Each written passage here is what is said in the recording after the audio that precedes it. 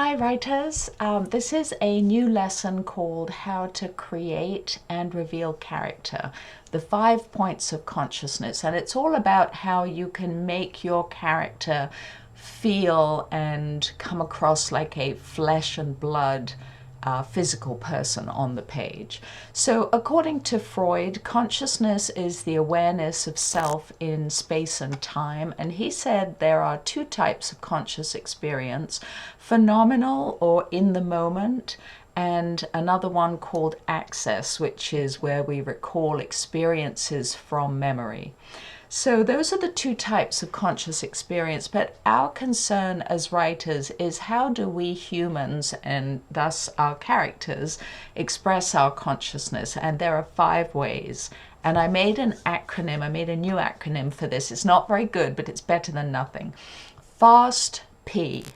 So that's the acronym, and we'll go through them, and you can make some notes also if you'd like to remember this. So FAST P. F is for feelings. So that's the emotional feelings that your character has, and also sensory feelings like tactile, the cold countertop or the ice cold drink. And then number 2 for A is actions. That's obviously what our characters do. Number 3 is S, which is speech. Of course, that's what they say, that's the dialogue. And number 4 is thoughts. That's what the character thinks. So that's also known as internal or interior monologue. And then number 5 is P for perceptions, and there are 2 parts of this. The first type of perception is what your character notices, because different people notice different things, and so that is a way of characterizing who your character is by what they notice. And then the second type of perception is what they believe. What meaning do they assign to something? So that's it. It's nice and quick. If you remember FAST P, feelings, actions, speech, thoughts, and perceptions.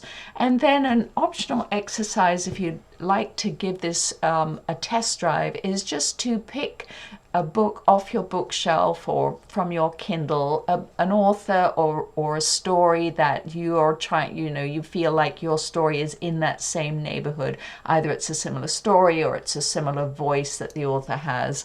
And then just look at the first couple of pages and identify the F for feelings, the A for actions, the S for speech, the T for thoughts, and then the P for perceptions. Underline those on the page, and then you'll see them in action. And this isn't something that we think to do very often in our first draft, and that's absolutely fine, because we've got a lot of balls in the air when we're writing a story. There's a lot going on.